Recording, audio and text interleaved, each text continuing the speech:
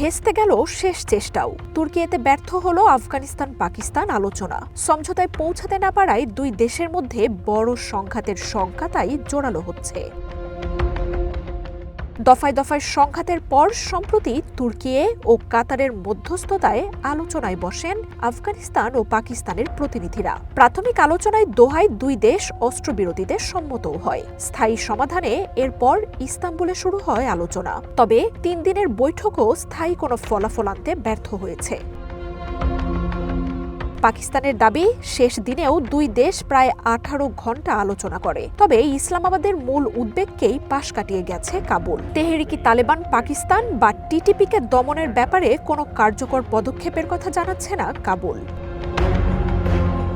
বিপরীতে সমঝোতায় ব্যর্থতার জন্য পাকিস্তানকে দায় দিচ্ছে আফগানিস্তান। ইসলামাবাদের যুক্তিতর্ককে খাপছাড়া বলে জানায় তালেবান প্রতিনিধিরা। পাকিস্তানের প্রতিনিধিরা বারবার আলোচনার টেবিল থেকে উঠে যাচ্ছিলেন বলেও অভিযোগ এনেছে আফগান প্রতিনিধি দল। এই মাসেই সীমান্তে রক্তক্ষয়ী সংঘাতে জড়ায় আফগানিস্তান ও পাকিস্তান। কাবুলে বিমান হামলা চালায় পাকিস্তানি বাহিনী। এরপর বেশ কিছুদিন ধরেই চলতে থাকে পাল্টাপাল্টি হামলা। পাকিস্তানের সাথে আফগানিস্তানের সম্পর্ক বেশ জটিল। 2021 সালে আমেরিকার সেনা প্রত্যাহারের পর তালেবানের ক্ষমতা নেয়াকে স্বাগত জানায় ইসলামাবাদ। তবে টিটিপির উত্থান ও ইসলামাবাদের অভ্যন্তরে দলটির অস্থিতিশীলতা তৈরি দুই দেশের সম্পর্কে টানাপোড়েন তৈরি করে। একসময় পাকিস্তান আফগানিস্তান ঘনিষ্ঠ মিত্র হলেও এখন দুই দেশের মধ্যে জমেছে অবিশ্বাস।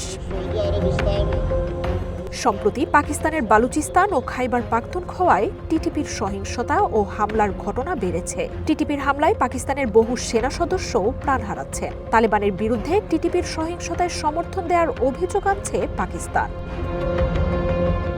বৈশ্বিক বিভিন্ন সংঘাত সমাধানের কৃতিত্ব নেয় আমেরিকার প্রেসিডেন্ট ডোনাল্ড ট্রাম্প জানিয়েছেন, শিগগিরই এই দুই দেশের লড়াইও বন্ধ করবেন তিনি।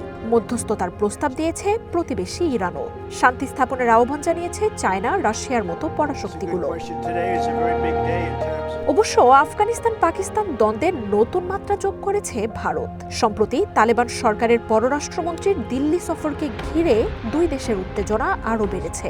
সংঘাতে আফগানিস্তানকে সমর্থন দিচ্ছে মোদী সরকার। ভারতের বিরুদ্ধে আফগানিস্তানকে উস্কে দেওয়ার অভিযোগ আনছে পাকিস্তান। এমন অবস্থায় দুই দেশের মুখোমুখি যুদ্ধে জড়ানোর আশঙ্কা জানাচ্ছেন বিশ্লেষকরা। পাকিস্তানের পক্ষ থেকে একাধিকবার যুদ্ধের হুঁশিয়ারিও দেওয়া হয়েছে। ইসলামাবাদের সামরিক শক্তি বহু গুণ বেশি হলেও পাকিস্তানকে হুঁশিয়ারি দিচ্ছে তালেবানও। বিশেষ করে দলটির প্রধান হাইবাতুল্লাহ আখুন্দজাদা যদি পাকিস্তানের বিরুদ্ধে যুদ্ধ ঘোষণা করেন, তাহলে লাখো আফগান তরুণ যুদ্ধে ঝাঁপিয়ে পড়বে বলে সতর্ক করছে দেশটি। মার্জিয়া উপমা, ওয়ান ইন্টারন্যাশনাল ডেস্ক।